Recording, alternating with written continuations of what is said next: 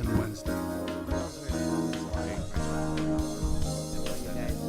Pictures That that he, last he heard that they provided when you had to that make he even knew about it I was wouldn't amazing. Now that it's expect over, clowns of as course, far as I we can have tell. some other photos you can look I've at. never had Welcome invited to me the my street. Plan Commission meeting for May 16.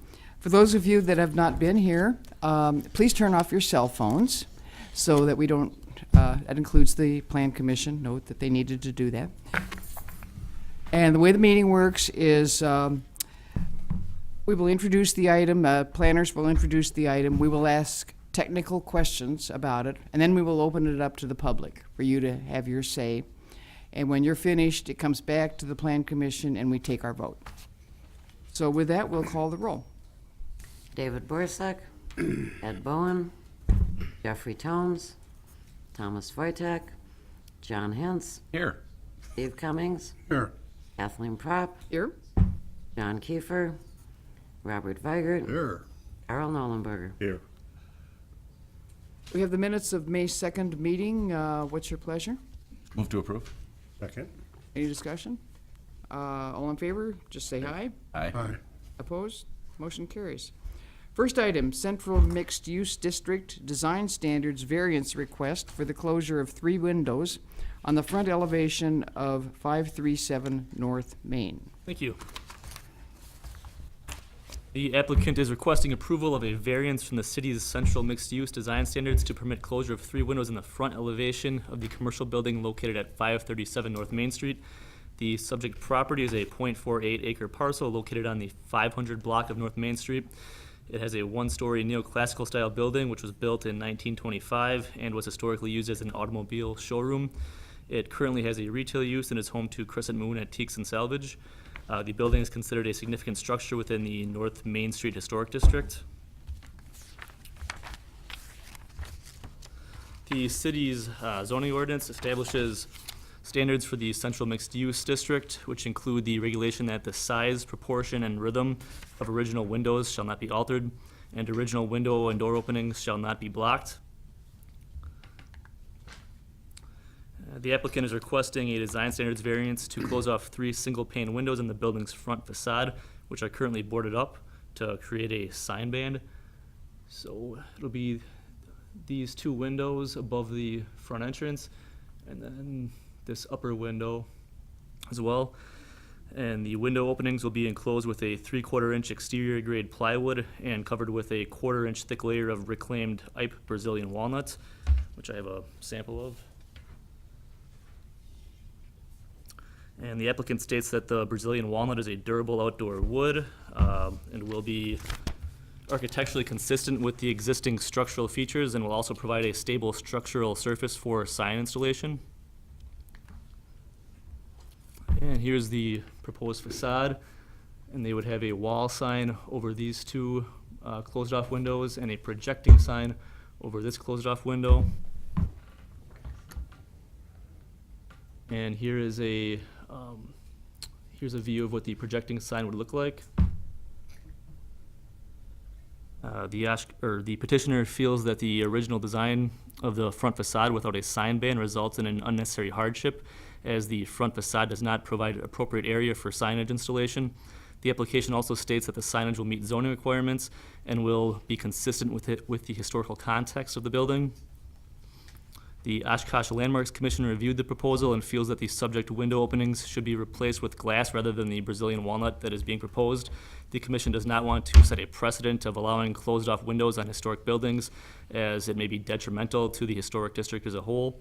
They are supportive of the signage design, provided sign code requirements are being met. They also recommended anchoring the projecting sign to the masonry between the upper windows here. And staff evaluated the variance request and the intent of the design standards as they relate to preserving and enhancing the historical quality of the downtown area. And although the proposed signage appears to meet code requirements and consists of quality and attractive materials, staff feels that the applicant could explore alternative sign placement options that would not result in closure of window openings, such as the use of window signs or placing the signage higher on the facade. And Based on the information provided within this report, staff recommends denial of the variance request to permit closure of 3 windows on the front elevation at 537 North Main Street. And as mentioned in my staff reports, when taking action, the Plan Commission shall make findings per the following. The variance will not be contrary to the public interest. Substantial justice will be done by granting the variance. The variance is needed so that the spirit of the ordinance is observed. Due to special conditions, a literal enforcement of the provisions of the zoning ordinance will result in an unnecessary hardship. And the variance will not allow an alteration of a historic structure, including its use, which would preclude its continued designation as a historic structure. So what that means is, at the end, if we find in favor of the request, one of the findings that we have to make is 1 through 5. That's a change with our new zoning ordinance. So when we do variances, we do findings now, similar to what the board does. Okay. Technical questions? I have one. Historically, has there always been this amount of glass and windows in that building? The historic pictures I've seen have had glass in it. I think the furthest back I could see was like 1970s, somewhere in there. 1970s isn't historical, by Well, my- No, we just, as far that's back as I could back see when we have photos. Pictures and. Yep. Okay, okay. But it is on the National Register, so therefore, it is an It's historic in the building. historic district. It's In the a historic national- district. It's a contributing structure. Okay. Steve? That was a Gibson dealership. And it was Gibson's, his office, but he had 2 more dealerships on Main Street. And as far as I can recall, there was always glass there. But again, I'm kind of going from memory, but. I think you're right. I remember that too. Just a minute, we'll give you an opportunity in a minute. Any other technical questions? Okay, then public questions are fine, comments are fine. Come forward to the podium, please. Give your name and address. My name is Jay Carner. This is my bride, Julie Carner. We own and operate Crescent Moon Antiques and Salvage, located at 537 North Main Street here in the heart of Oshkosh. I would ask that you hold that question. I think I'll be able to satisfy those questions regarding the front facade. I think it's important for purposes of communication that we have common understanding. So I want to take just a moment of your time, and I'm going to be very brief, to describe to you what we do, okay?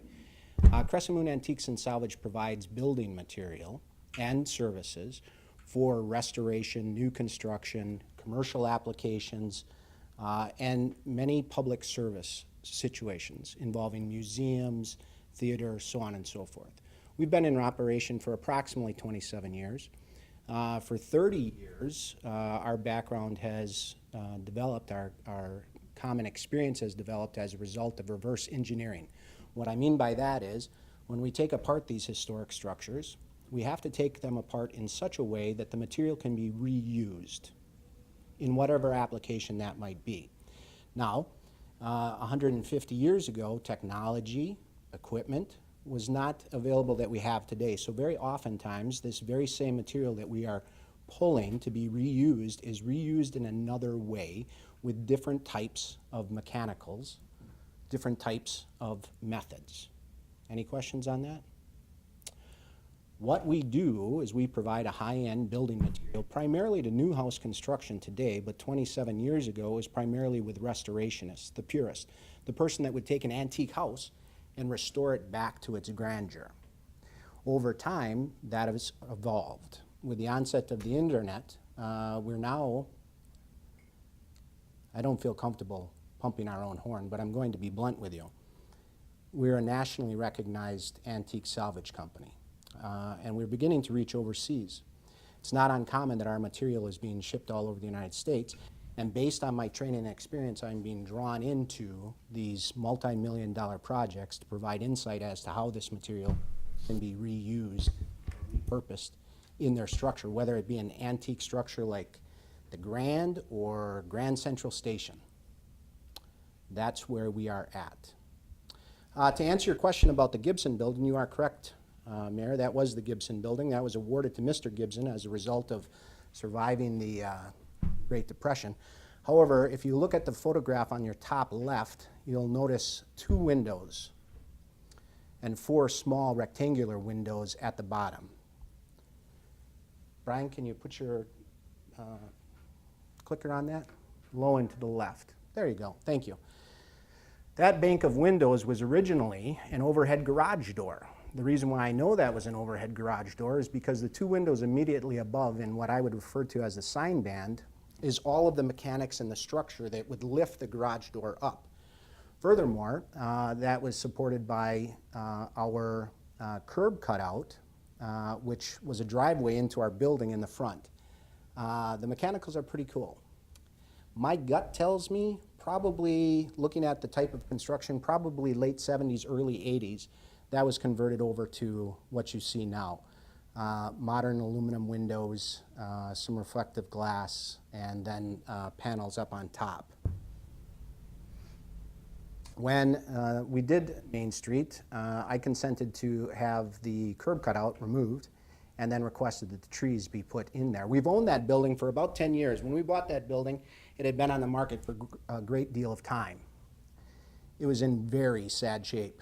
The year that we bought it, we had a proper ice rink inside. My children played on the ice.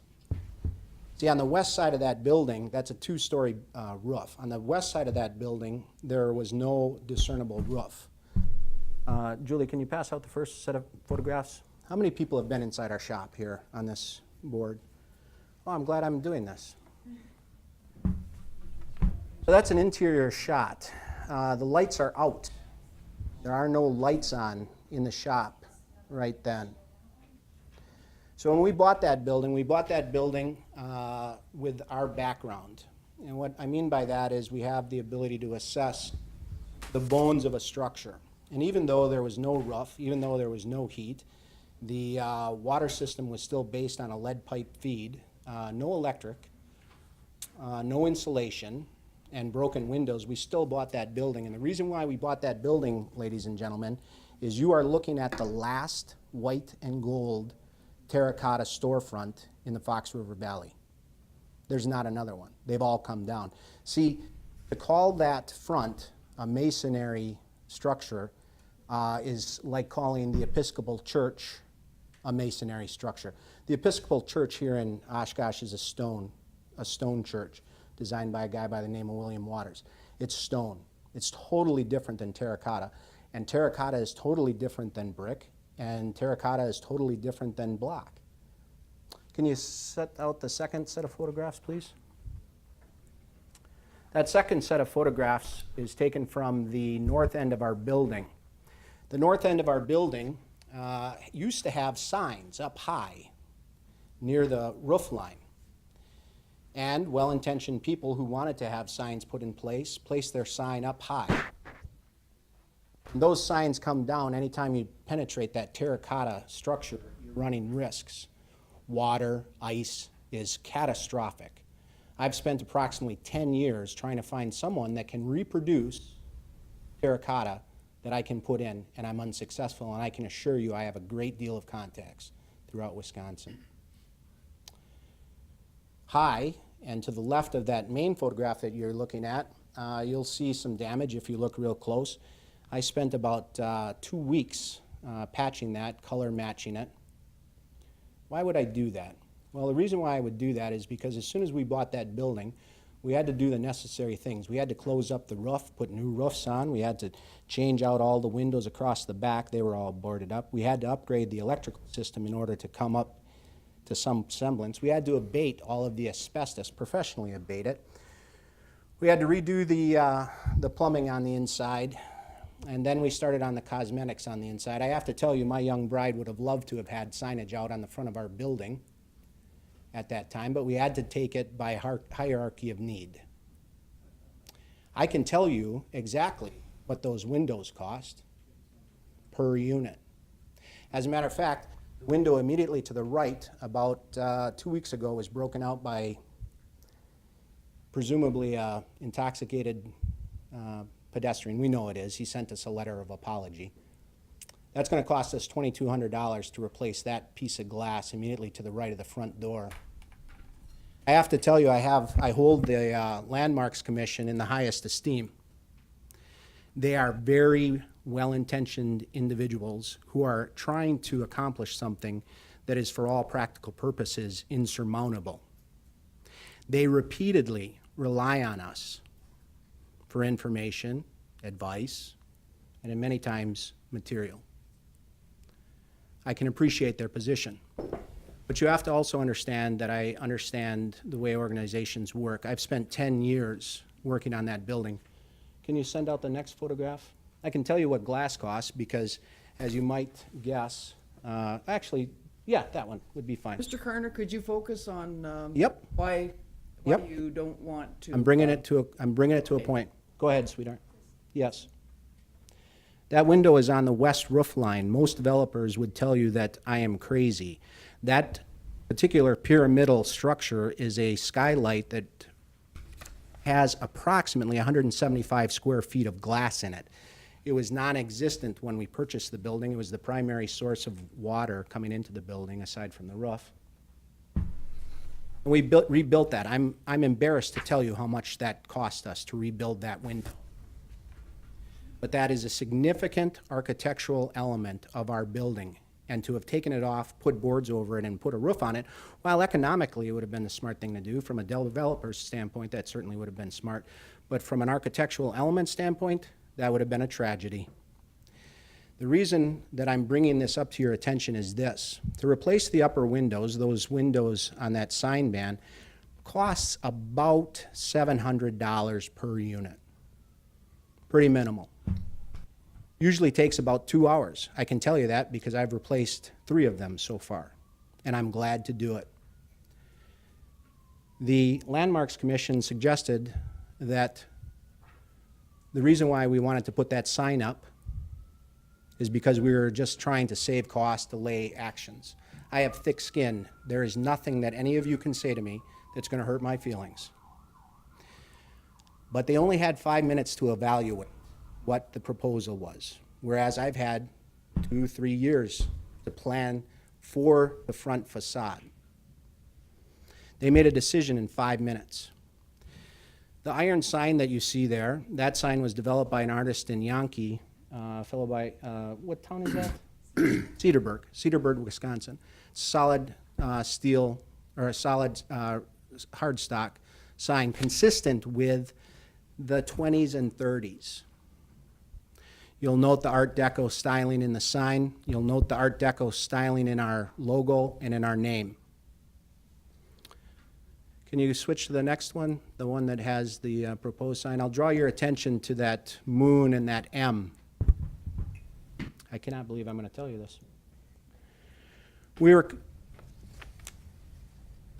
There was a movie made called Public Enemies. Public Enemies supply came from Warner Brothers Studio, Rick's Hardware out of LA, and Little Crescent Moon Antiques and Salvage.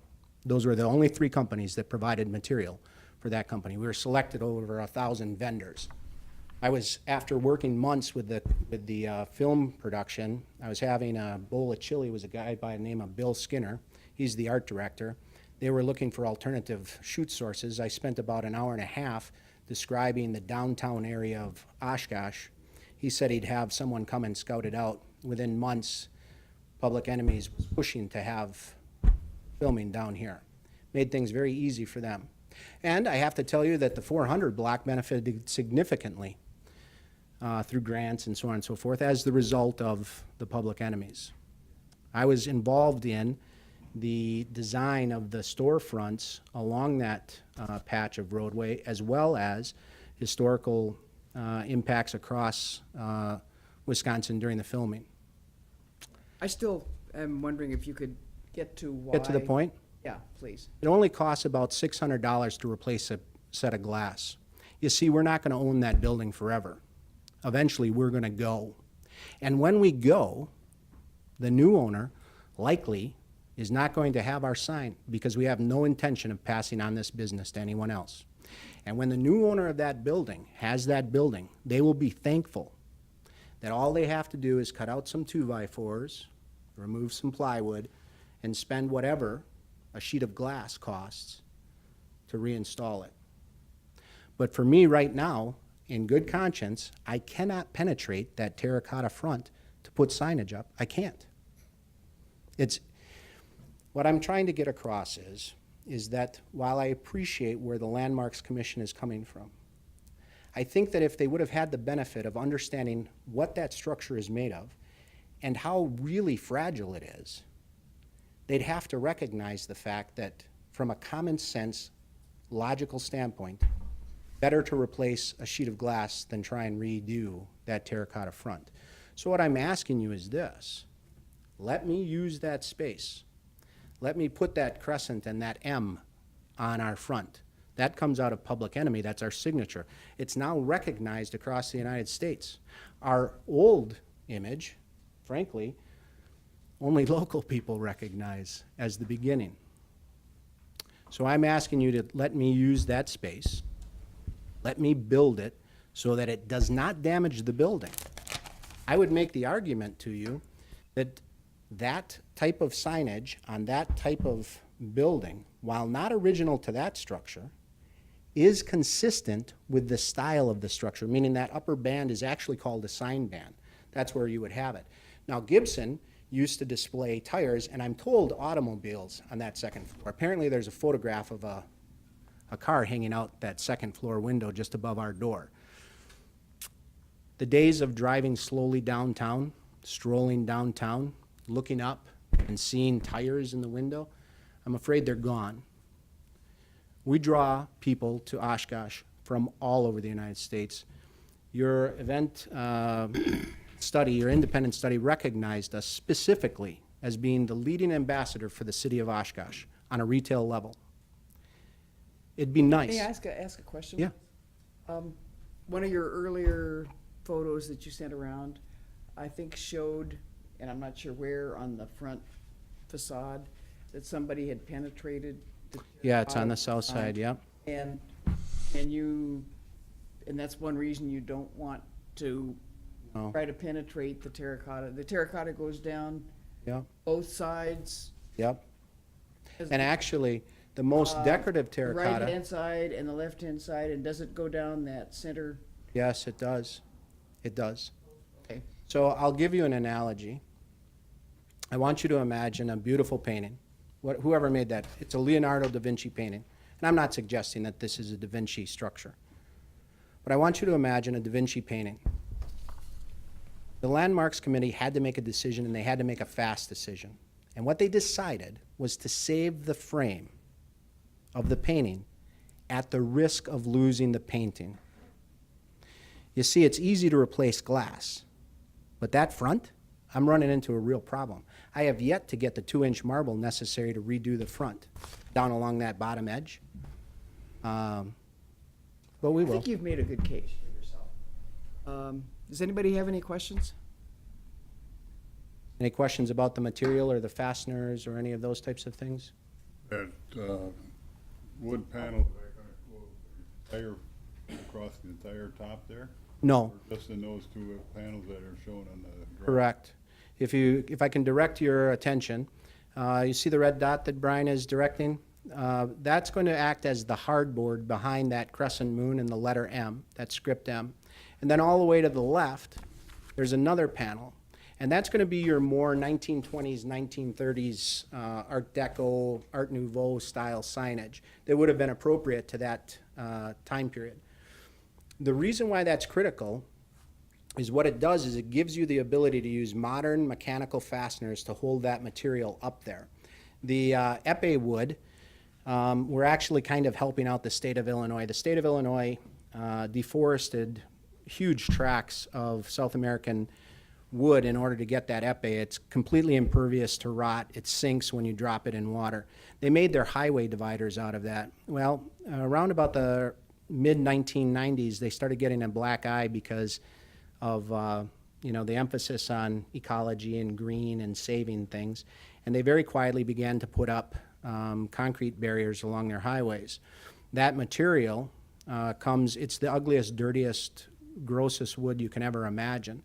But as soon as you cut it, if you can cut it, because it's incredibly hard, it reveals a beautiful, beautiful wood. We're somewhere in the neighborhood of about 200,000 board feet of that material. Most of it has been used in new construction well, here in Wisconsin, Illinois, and out east. It's an incredible wood. And we're talking about using the brown side. We're not talking about using the gray side. And Carl? I just have one question. Go ahead. In the staff report, one of the things they mentioned was that staff feels that the applicant could explore alternative sign placement options that would not result in closure of the window openings.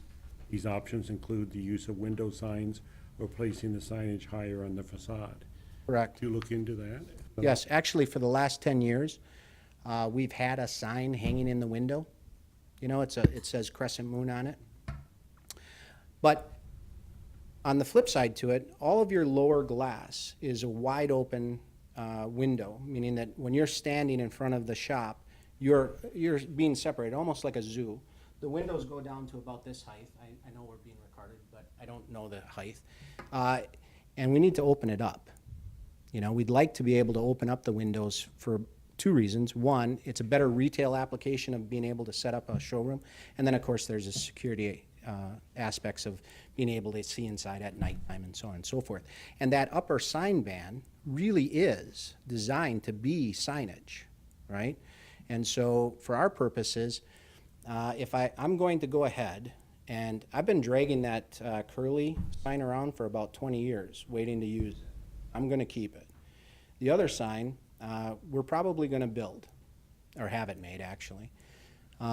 Whether we put this, you know, if you allow us to put it in the sign band where it's proper, that's a huge benefit to us. I have thick skin, but I have to be honest with you, through this entire process, you know, the suggestion that we're simply doing this to stall out or to save money in the face of spending more money on a doggone skylight than I have in my pickup truck is very offensive to my bride, particularly given the amount of support we give to different historical societies across not only this city, but the state. It has nothing to do with saving money. Okay. One question. This band in here, that's not what is it? Is this? It's terracotta. That's terracotta in there as well? Yeah, you've got a really interesting situation here. That entire front and wrapping around the outside is entirely terracotta block, meaning it's a single, there is no interior. It's block upon block upon block, which creates some difficulty when you're working on the inside because you don't have that stud wall to run electrical insulation and so on and so forth. And on the outside, of course, it is what it is. We have a very dear friend who happens to be on the Landmarks Commission who does research for us. And we're not able to establish who that architect is that designed that front. But based on the terracotta, I have very strong suspicions that Mr. Gibson used a very prominent, very, very good architect to design that storefront. Okay. Any other questions of this applicant? Thank you very much. We'll hear from other people now. Anybody else that wants to speak on this item? Anybody else? Okay, coming back to the commission. What's your pleasure, commission? Discussion? I can see the dilemma that he is in if we have to require window glass in the, as it has been all these years. I don't know, it's, the thing that I see this in one panel on the one end and two panels in the other above the door, and I think that's gonna really make the whole thing look totally out of place with the, I guess if we went with the whole top front with the wood, would make it look a lot better than breaking it up between glass and a sheet of wood and then glass and two sheets of wood here and that. That's my opinion. Anybody else? John? Yeah, I just want to say, I know one of the things that we've frequently had on our plan commission is a lot of people who don't want lighted signs. And doing window signs usually ends up in something being lighted. And granted, you could probably go back to neon.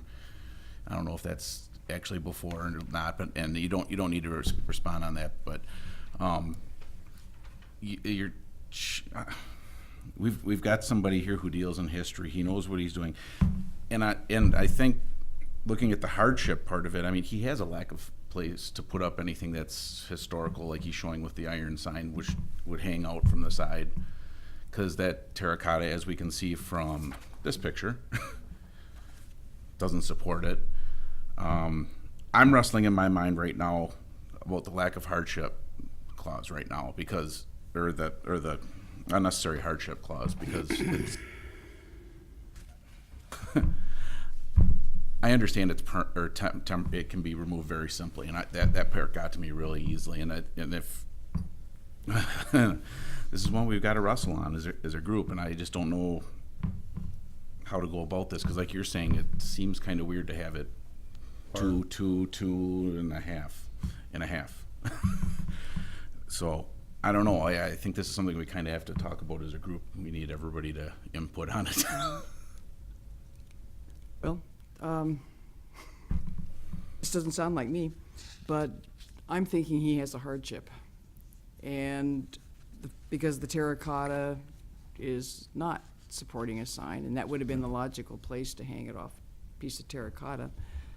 So I also don't really like the left-hand projecting sign, but I can deal with closing up the two windows over the front door for the sign that he wants, knowing that the next owner can revert back to the glass if they want to. But to be honest, I'm leaning toward approving it. Carl? I have to admit, when I read the report, I was aiming in the direction of the denial. But after the discussion and the others, I'm now being torn. For exactly the reasons you just mentioned. So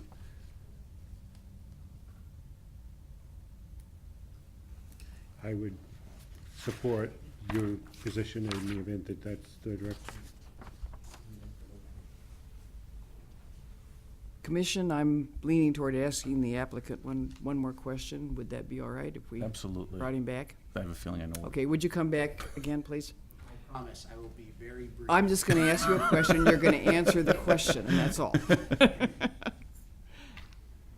No more, I'm just gonna ask a question. Mr. Carner, how would it be if we did not approve your projecting sign and allowed the sign over the front door? Well, What's your position on that? I think I can speak to that. The reason why that sign, the hanging sign, is important to us in that particular location is because of the old garage door. And behind the window, immediately to the right, I can expose the big metal carriage that would draw this up. And it's a nod to the past. It's a nod to history.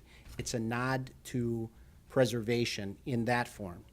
The sign over the door is a nod to our future and the reuse of the material in modern application. I agree with you. Actually, I don't agree with you. I like the curly sign best, but I'm an old school kind of guy. The sign that is Well, what if you just had the curly sign and not the sign over the front door? Well, because, and here's the answer to that. Our business has grown over 25 years. It is both historical and modern.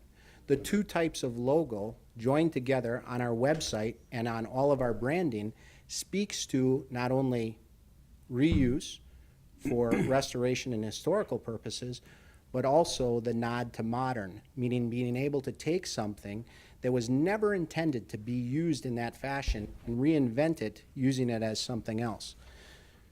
Henry Thoreau said, it's not what you look at that matters, it's what you see. Okay, well, thank you very much. Anybody else have a question? I got Oh, it. no, never Yes. mind, I got never it. mind. Commission has questions for you. I got one question.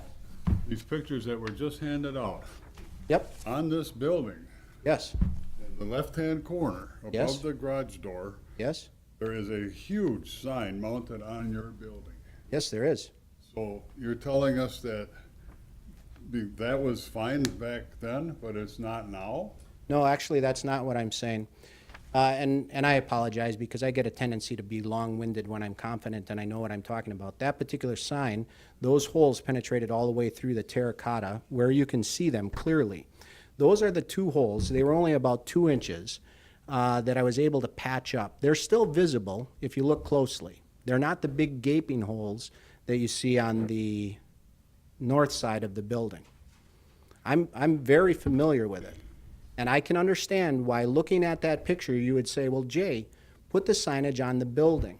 But the reason why I don't want to put the signage on the building is because the actual building itself is what's beautiful. That's all hand-formed terracotta. So it's basically a pot. It's a decorative pot.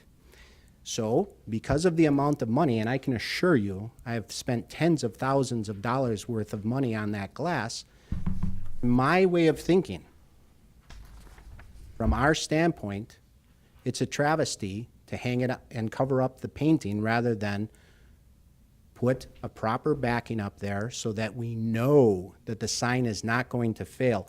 See, we can talk about why that sign is no longer there.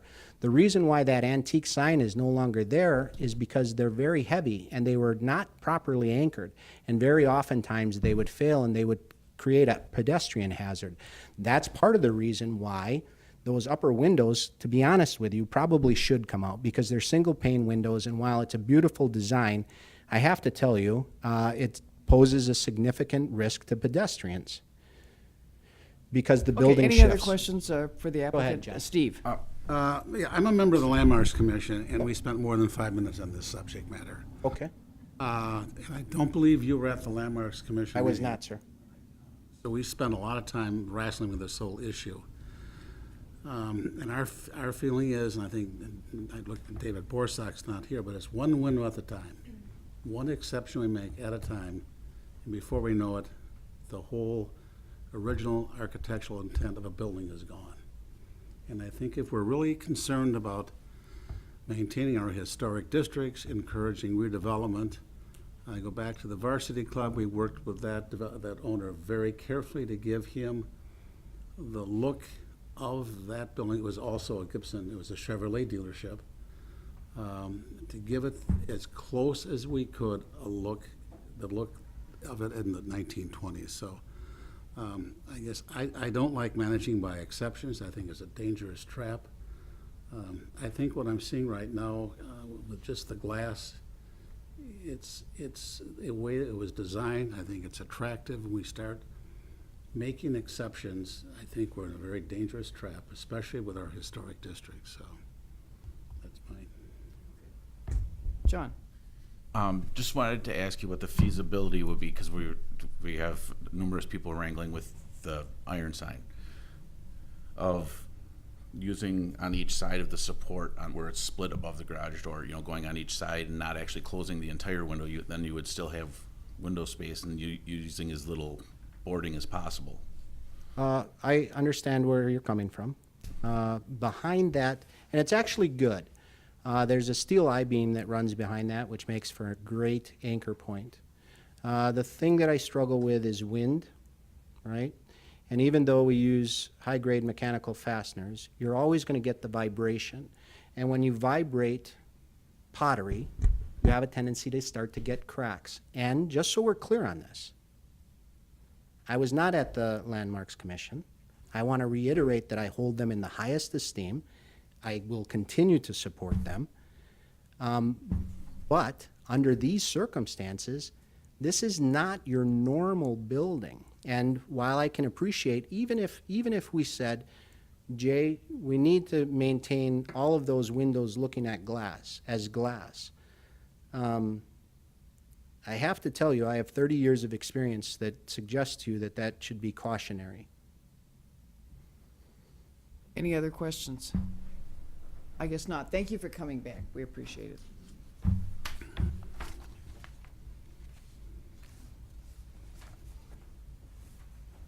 Well, Commission?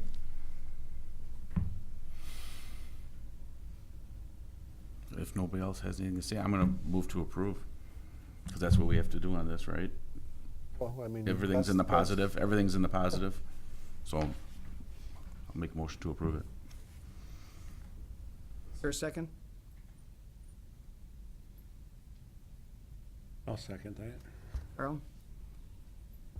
Okay, any more discussion? Are we ready to vote?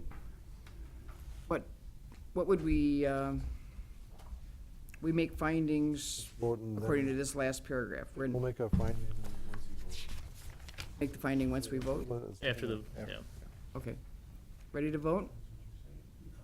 Clear, a yes means we're in favor of the variance, a no is, Yeah, we always vote Yeah, for yes the means we're in proposal or favor of the against the variance, proposal. and That's no why means- it we was- don't do another bridge thing here. Right.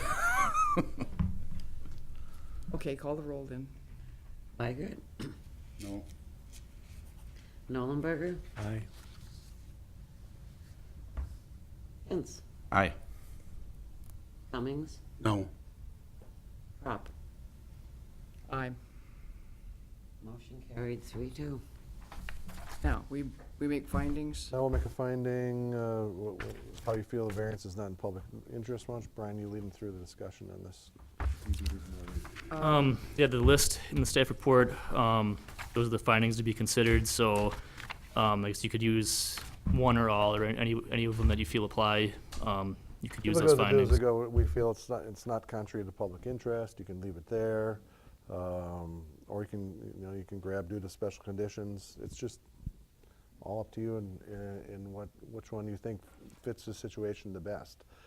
I mean, if you don't think it's against the public interest, then the finding is that the variance is not contrary to the public interest, if you feel strong. I'm Fine. thinking 4 on the, I'm thinking 4.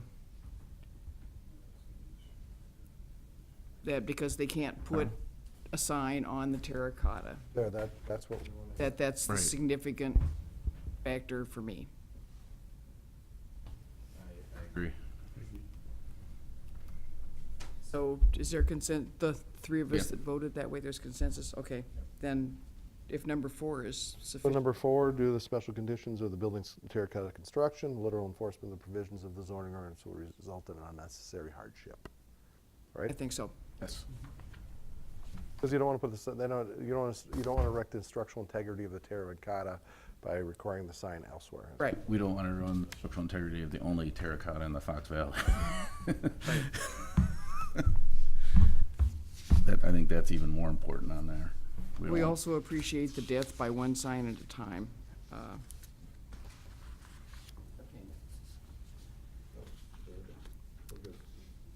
Okay, ready to move on? This is new to us, this finding stuff, so we'll get it. We don't usually do it, so we're not used to it. Well, and they have another kick at it at the Gonna- city council level. We haven't, no. No. No, Variances end at the plan commission on these things, okay, but we're gonna do this again. okay. Item 2, variance request for the closure of one window on the west side of 1539 West Bent. Thank you. All right. The applicant's requesting approval of a variance from the city's residential design standards to permit the closure of one window on the west side elevation of a single-family home located at 1539 West Bent. The subject property is a residential lot, approximately 11,400 square feet in area, and contains a 2-story single-family residential structure, which, according to the city's assessor's website, was built in 1885. The surrounding area mainly contains single-family uses with a few two-family, multiple family, or a few two-family and multiple family uses, and Martin Luther Church and School to the south. The subject property and the surrounding area is zoned SR5, Single-Family Residential 5 District. On November 11th of 2016, the City of Oshkosh Inspections Division observed work being conducted on the house, including closure of the subject window. That's just an air photo of the property. Okay. Yeah, including the closure of the subject window without a building permit. The owners contacted the planning services division to discuss their options, which resulted in applying for a design standard variance. The applicable ordinance provision for the variance is that all existing window openings on the front facade, including gables or the first 20 feet of the side facade extending from the front facade plane shall be maintained and not to be closed or filled totally or partially. Yeah, up on the screen is a photo of the house showing the window closing. We assume that the window was similar in shape and size as the other windows along the first floor of the home, with this portion being exposed yet without the siding being replaced. The applicant's requesting the closure of an approximately 60-inch tall by 20-inch wide window on the west facade, which is approximately 4 feet south of the front facade. The applicants purchased the home in December of 2013 and shortly thereafter closed the window to a rotten sill and to accommodate their plans to renovate the front room of the house. The front room of the house, let me go to these pictures. Well, actually, I'll go to here first. The front room of the house had minimal functional wall space due to a large picture window on the north wall, a large hallway opening, or room entrances are centrally located on the south and east walls. And the applicant also notes that had they realized they needed a building permit, the closure would have been allowed by right as the window was closed prior to the effective date of the design standard ordinance. We can go to this picture here. This is a view of inside the front room, looking at all 4 walls. And looking, here we go. This east one, they have minimal wall area or functional wall area, which is an opening or passageway leading to another room. This is looking on the south side of the home, or the south side of the room. And again, a very large pass-through opening with no wall space. This one here is looking north outside towards the front porch area. Again, no floor space or wall space. And then this wall here, this is the west wall where the window was closed, and they're using that wall space for television, shelving, that sort of thing. Staff evaluated the closing of the window and the impact on the design of the home. Go back to this one.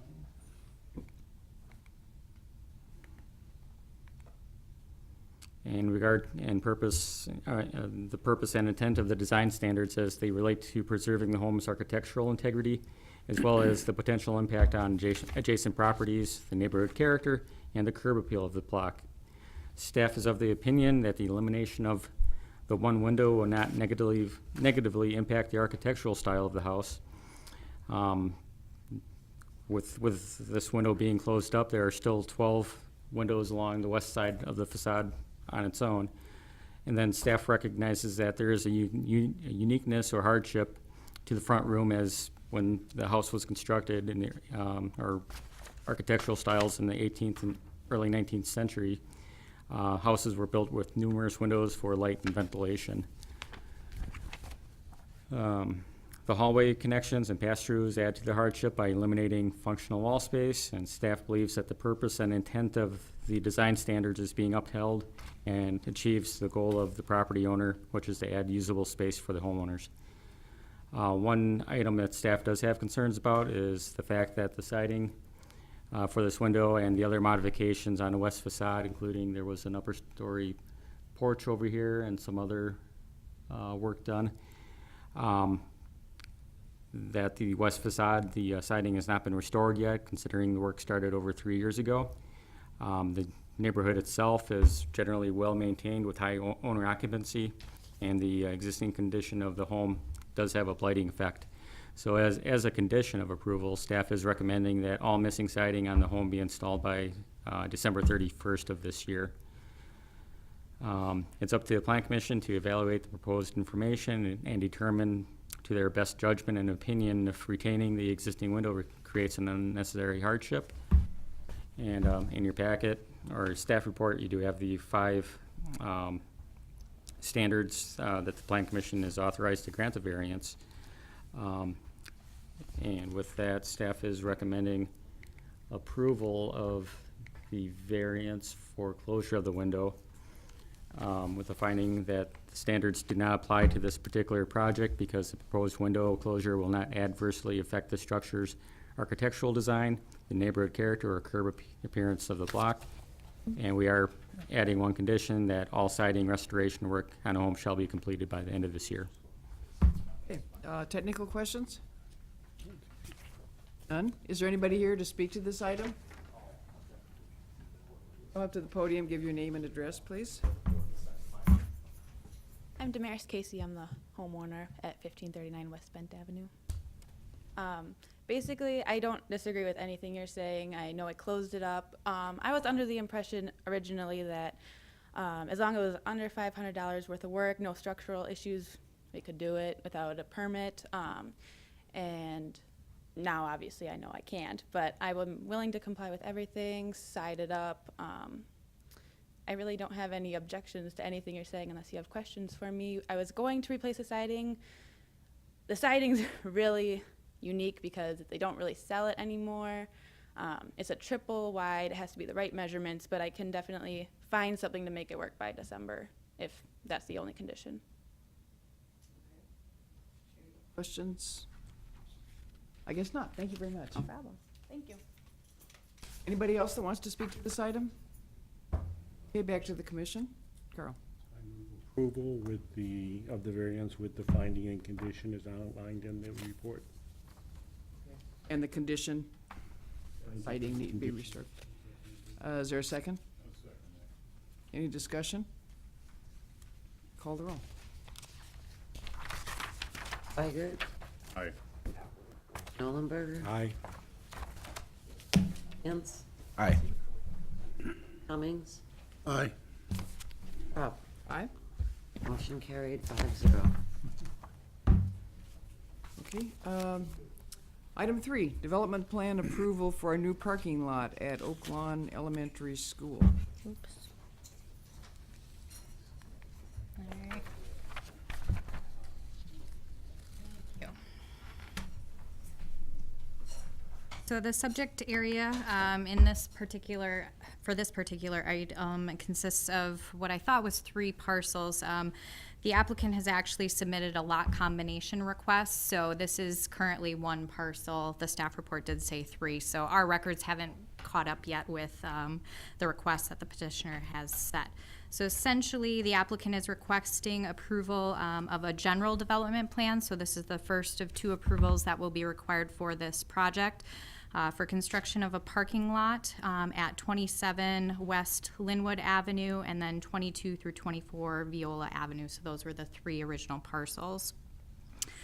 The subject site is approximately 1.07 acres, and they are proposing to construct the parking lot adjacent to Oak Lawn Elementary School, which is 112 Viola Avenue. And the subject area is currently vacant, which you can see here. Well, actually, the air photo shows the former use, but the manufacturing or light industrial use has since ceased at this lot, and the property is currently vacant with the exception of some landscaping along the west property line. The surrounding area is predominantly residential uses. You do have commercial to the south, which is Fair Acres Shopping Center, and then to the west along Jackson Street. Adjacent to the subject site, there are 2 residential homes along Viola Street.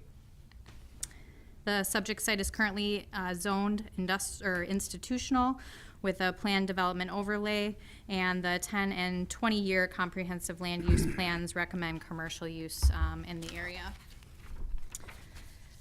So the applicant is proposing to construct just over an 18,000 square foot asphalt parking lot, which would contain approximately 50 surface parking stalls to accommodate the needs of staff and visitors of Oak Lawn Elementary School.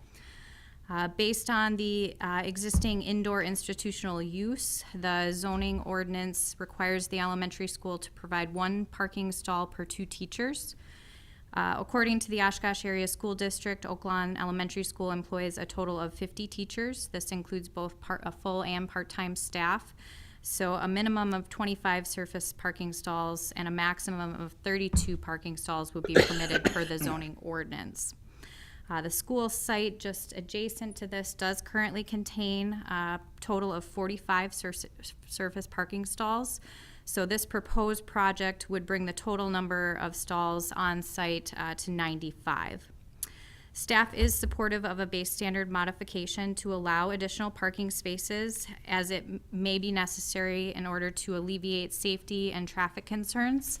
As the applicant has stated that staff members and visitors have been forced to park on the street due to lack of parking on site. Additionally, the school does host multiple community events, which does add to the parking demand from time to time. And by providing additional on-site parking, it will help to mitigate any impacts to the surrounding neighborhood. As proposed, the side yard or west setback would be approximately 7.75 feet, which does meet the requirements of the institutional zoning district.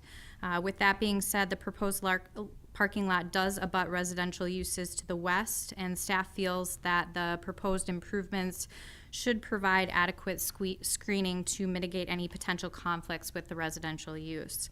When requesting specific implementation plan approval, staff is recommending that the petitioner include installation of a dense landscape buffer and/or a solid fence along the west property line to screen the parking lot from the adjacent residential uses. The petitioner has also submitted a lighting and photometric plan, which you can see up here on the screen. They are proposing the installation of 3 light fixtures, which are noted kind of with the darker points here. So you've got one on the west, one on the east, and then one on the north end of the parking lot. The overall mounting height of the light fixtures is approximately 27 feet. Staff is concerned with the location of the lighting fixtures adjacent to the residential use on the west, and will plan to work with the applicant to identify locations that serve to mitigate any potential impacts with the adjacent use. Additionally, the overall mounting height of the lighting fixture exceeds code requirements and will need to be reduced to a maximum of 20 feet upon specific implementation submittal. We did receive a landscape plan on Friday, but it was not in time to get out to you. So at this time, we're not going to discuss landscaping, but that will need to meet code and come back through upon specific implementation plan submittal and approval. And the Department of Public Works has reviewed the plans and noted that the proposed parking lot will need to be designed to ensure drainage is collected and conveyed to the city's stormwater system. Formal stormwater management plans will be required to be reviewed and approved by the Department of Public Works during the site plan review process.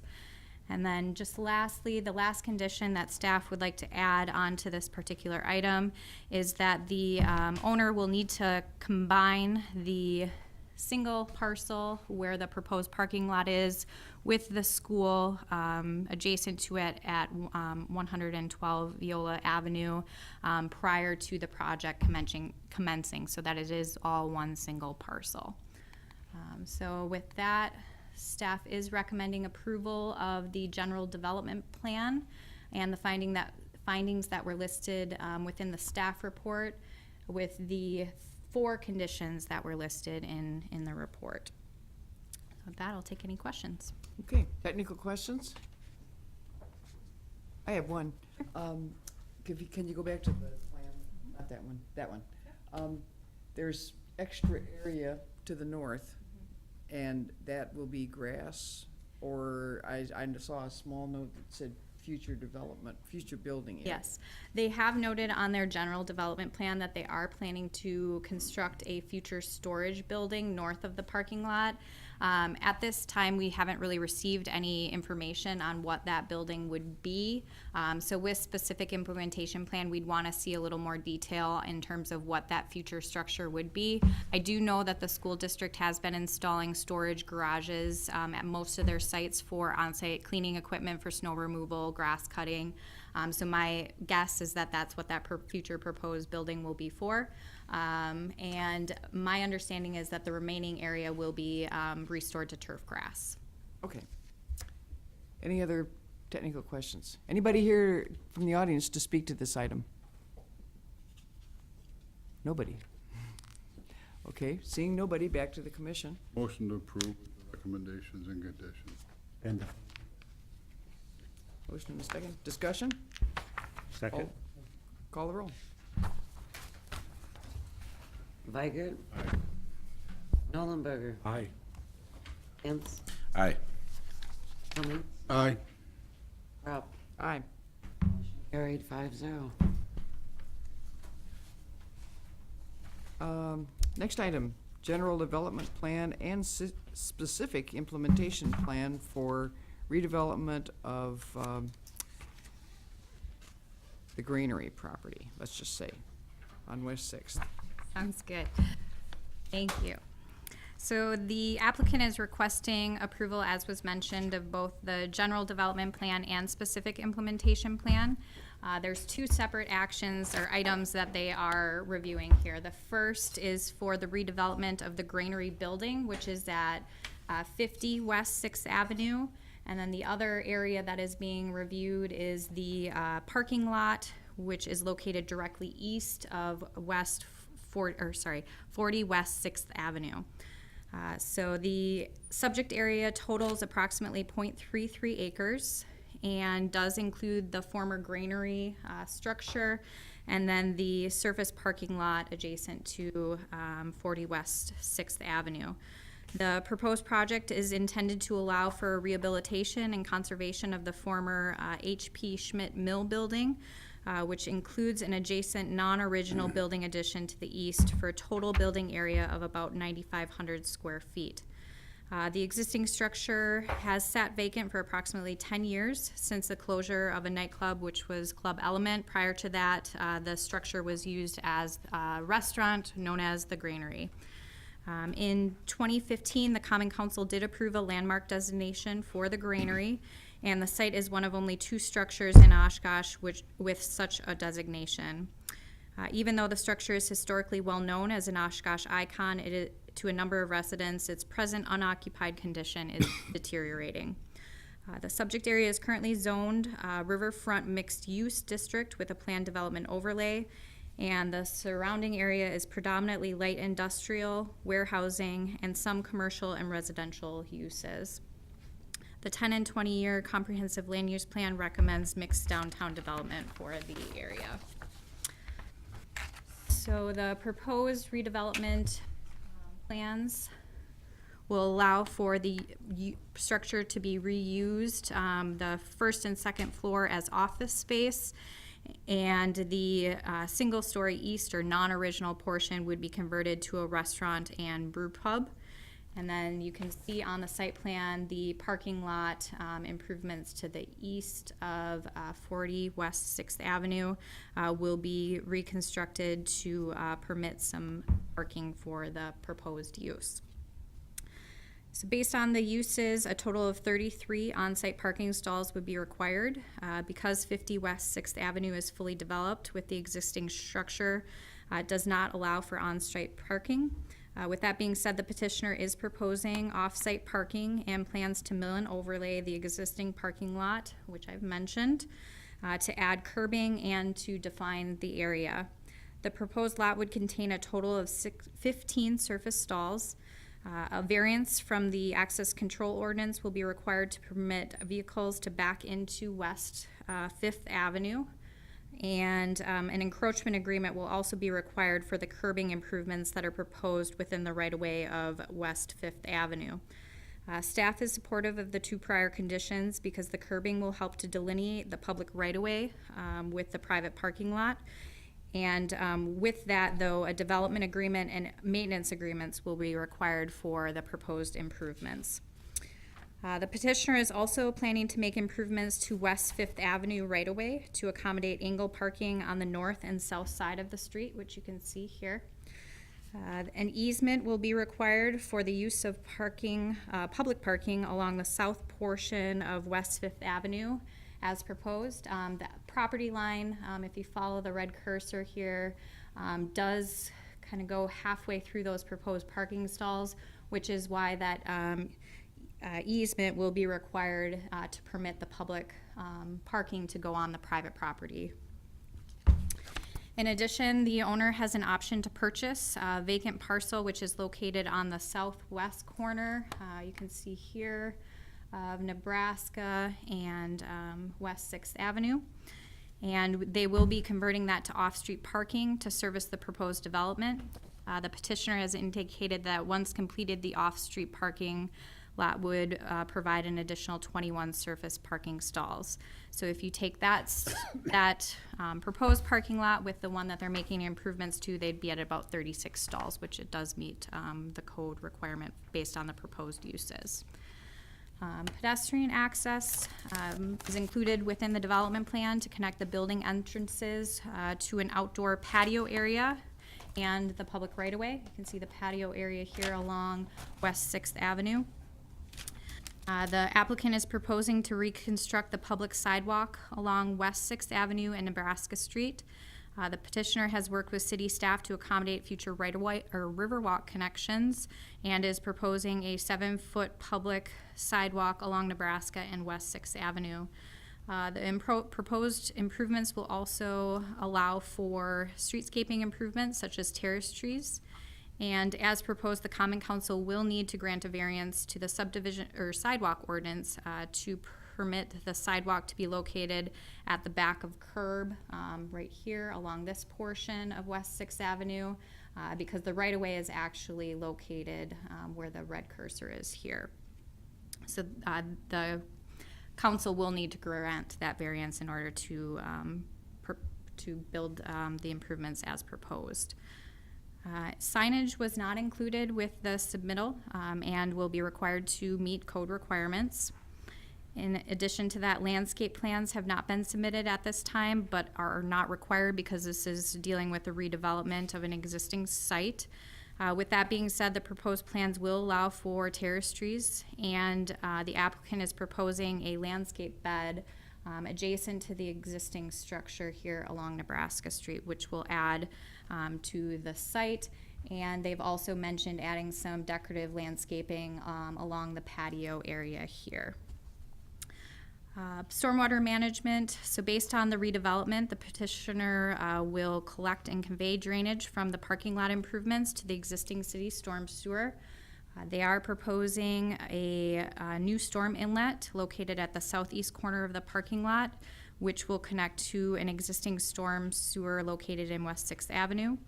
And final erosion control, drainage, and stormwater management plans will be reviewed and approved by the Department of Public Works during the site plan review process. And we've got some renderings here of the proposed building exterior modifications. They were reviewed by the Oshkosh Landmarks Commission, and the petitioner did receive a certificate of compliance, which is a requirement of the city's historic preservation ordinance, which applies to properties that have been locally landmarked by the Common Council. The petitioner proposes to rejuvenate the building's exterior and will largely maintain the bulk of the original materials that are there today. The non-historic eastern portion of the existing building will be updated with new steel awnings to match the existing historic awning, and will replace the existing vinyl siding with horizontal and vertical metal siding on these two portions of the building you can see here. Windows will be replaced with historically significant style or similar style of windows, and will maintain the original openings and glazing patterns. The third-story non-heated attic or cupola, which you can sort of see up here at the top, will be resided with vertical metal siding to carry the industrial aesthetic of the former mill use forward for many years to come. And additionally, in order to provide ADA compliant access to the existing building, the petitioner is proposing to construct a handicap accessible ramp, which you can see here on the front. This will allow for patrons to use both the brew pub and also the proposed office use. New concrete steps will also be constructed to provide access to the restaurant, and the plans as proposed, the patio area will also accommodate outside dining along West 6th Avenue. An encroachment agreement will be required for the placement of the handicap accessible ramp, the concrete stairs, and the patio area prior to their installation within the West 6th Avenue and Nebraska Street right-of-ways. The proposed development plans do depict a refuse enclosure, which you can see off of West 5th Avenue. The proposed dumpster enclosure is technically located in the front yard, which is not permitted by the zoning ordinance. Given that the subject area is fronted by public right-of-way on all sides, staff is supportive of the base standard modification to permit the dumpster enclosure as proposed. Staff is also recommending, though, that the existing HVAC system, which is located here, also be screened with materials similar to the proposed refuse enclosure. And then lastly, the petitioner is proposing to install solar panels on the roof of this two-story portion of the building to help offset heating and cooling expenses for future tenants. The applicant has stated that they are in the early stages of planning, but it is their intention that the panels will lay flat against the roof and would be black with aluminum frames to blend in with the proposed roof materials. Based on the height of the existing building and its proximity to the right-of-way, the panels would likely not be visible from the right-of-way directly adjacent to the building, but would be visible as you travel to and from the site. Staff is recommending that final rooftop mechanical equipment and placement be reviewed and approved by the Department of Community Development to ensure the intent of the mechanical screening ordinance is met. The one note I do want to make is that the Landmarks Commission also reviewed the proposed use of solar panels and was comfortable with them, but did note that the petitioner may want to consider utilizing a metal roof system as asphalt shingles may deteriorate quickly with the potential of rain, snow, and ice pooling under the proposed panels. I'm not going to list through the conditions, but they are the same 9 that were included within your staff report, and staff is recommending approval of the plan development for a general development plan and specific implementation plan with the finding listed in your staff report. Technical questions?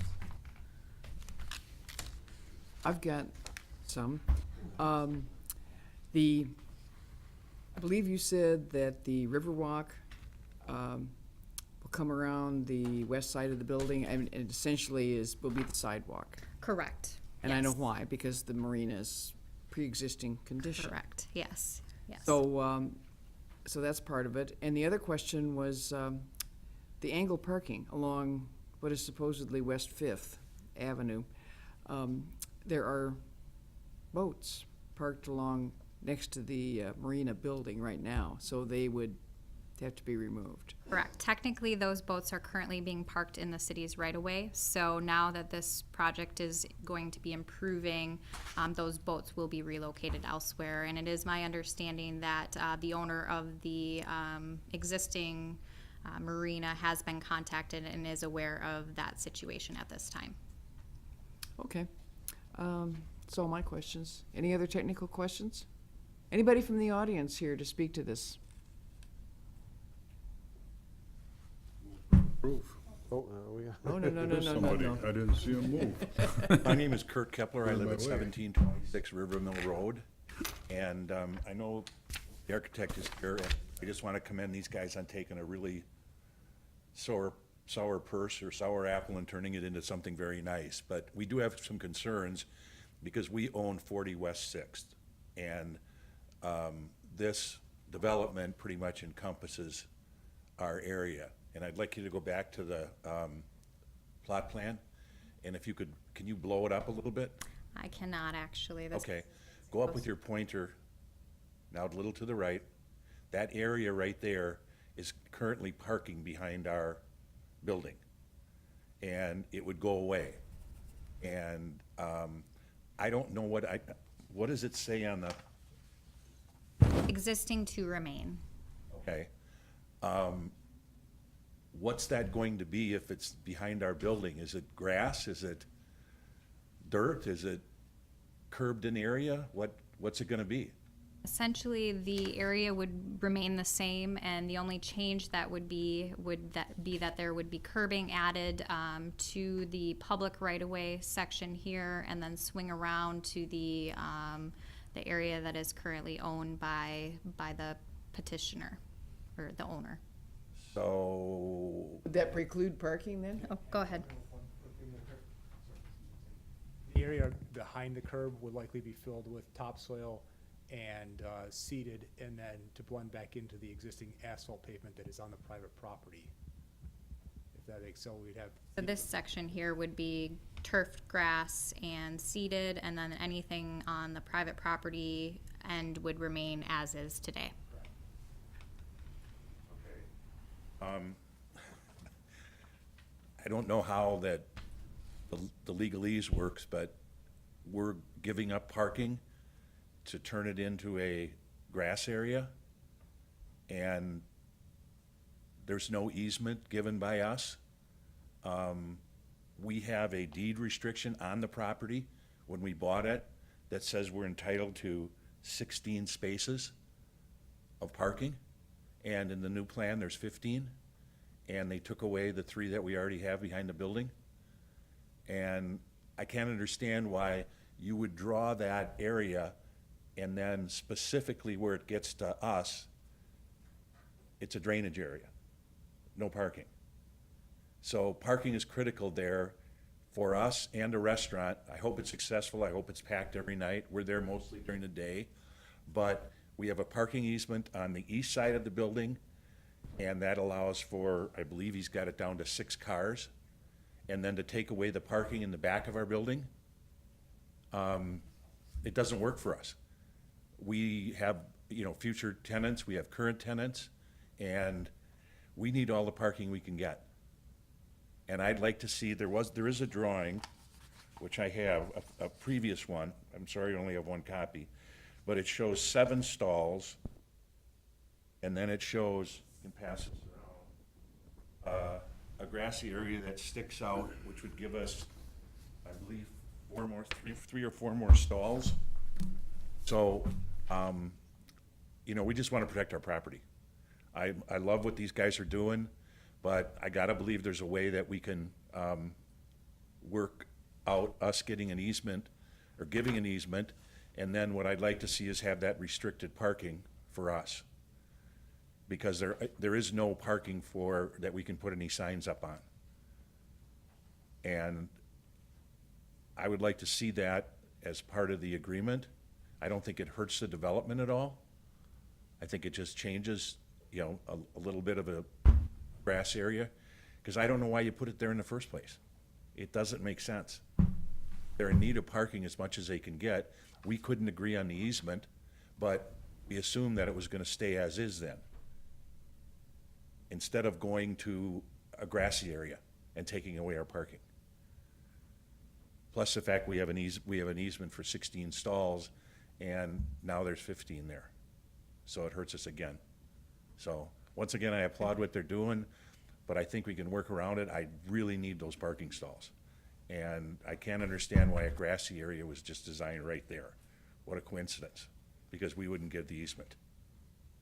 I have a question. Did you say that you did talk to the owners We and had the some architect conversation. about this? Yeah, we had some And conversation. did I hear you say you were unable to come to an agreement? or- That's correct. Okay. And the biggest issue was they were gonna turn into public parking. So if we granted the easement, we lost the ability to park there exclusively, and that was the big discussion. Now, if I can get signage that lets me have those 3 stalls, I'll take my chances in the parking lot, even though we don't have the required number of stalls. Okay. So your bottom line is those 3 or 4 stalls on the north side of the building? Yeah, I'd like them back. Anybody else? Any questions? Any other questions? Not right now, thank you. Okay. We might call you back. So anybody else in the audience able to speak to this issue?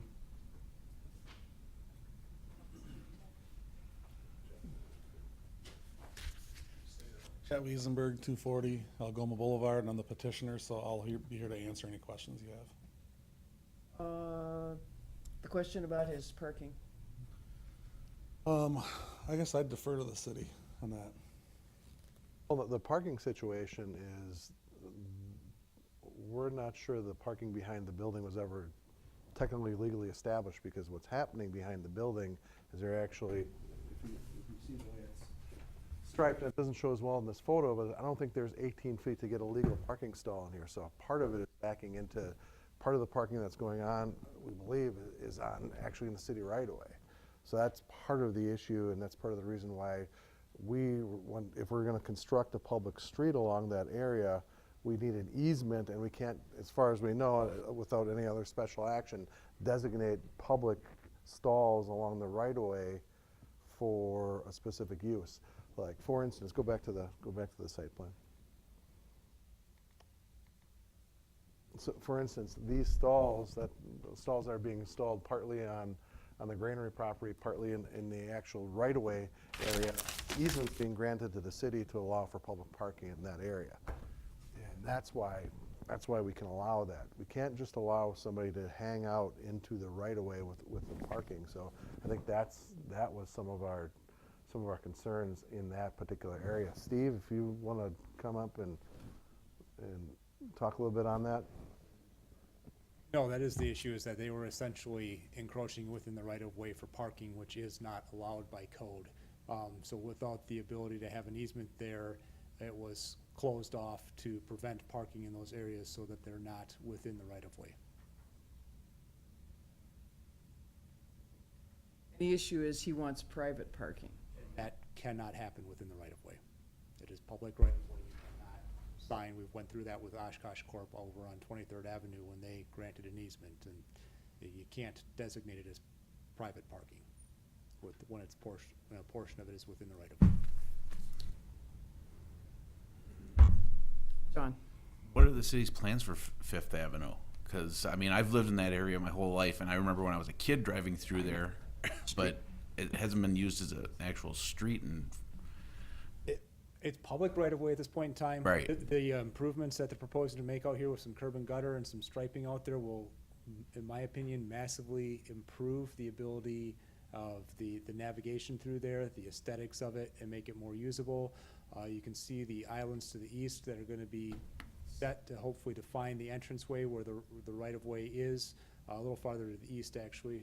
That one and the one to the east are actually setting up within the right-of-way to define where the right-of-way is for essentially creating an access into Fifth Avenue and around the corridor.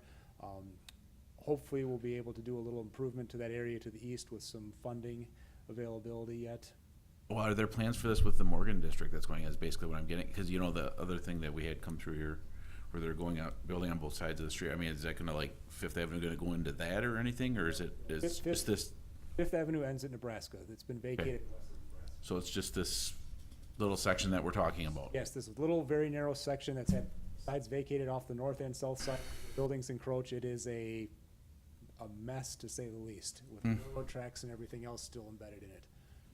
And before you ask the question, the vacation is probably not practical with the amount of property owners that we have on each side needing access through that particular area. So that's another reason why we've not moved forward with any vacation in that area either.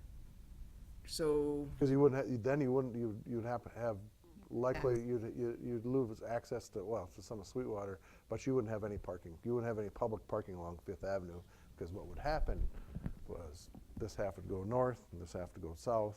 So, I mean, if they could come together on a private parking lot arrangement, you could do something, but that requires the three property owners to be talking.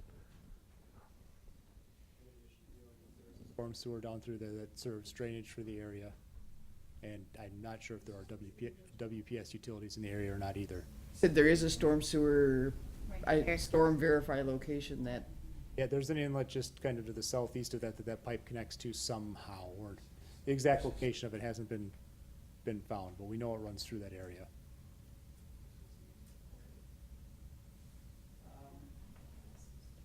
any other questions for Steve? All right, at this point, anybody else, come forward, please. I would just assume that the other person, the woman spoke first, because you've already spoken, unless she. You're partners? He owns Okay, go part of ahead. half the building, the good half. I'll make this offer if Chet would agree to it. We will grant the easement for parking in that area if they cut out that big island or whatever it's called. Talking about this, Kurt, right here. Yes. There's an original drawing that goes back. I would be more than happy to agree to that. And because I don't know what else we're gonna do. I mean, if you're not, if Steve just said they're gonna grass it, but they're not gonna go over our area because they don't have an easement, we're just gonna have a mud hole. So, we don't have much of a choice. Is that acceptable to you?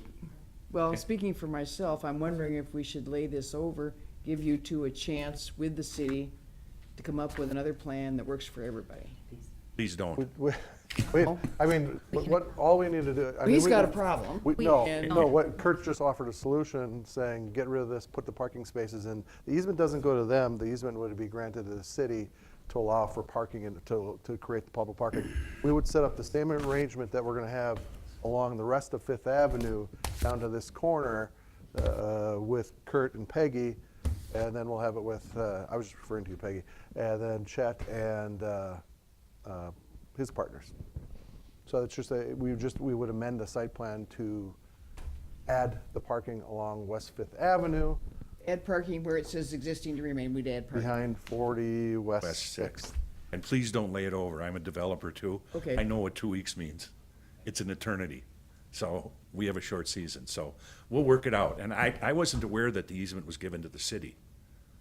Nobody ever approached me from the city and asked for an easement. I can't tell you that, Kurt. Easements are, that's correct, right, Steve? The easement's going to us, it's going to the city, correct? So I don't know where the communication was, I'm just saying the easement would go to the city, not the adjacent property. Okay, well, we're agreeable, so we can work it Okay. out. So you have to, I mean, it really doesn't have anything to do with Chet, it's between you and I, the city and us. Yeah, but you take it up with Steve. I'm kidding. No, it is. Kurt, we'll work through that. Okay. You good?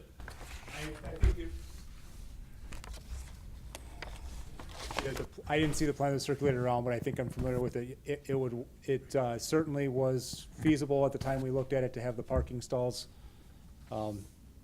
back through the area with the island. I think that was everybody's best intention, but when the easement negotiations broke down, this was the alternative we were forced to.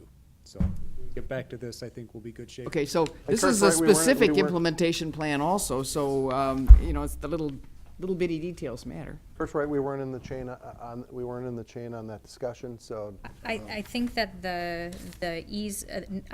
condition number 5 would suffice for the particular changes. So you've got here an easement for proposed parking along portions of West Fifth Avenue as proposed. We could just change it, just get rid of as proposed at the end and have it read an easement for proposed public parking along West Fifth Avenue, and just keep it at that, and then we can modify the site plan during site plan review. Yep.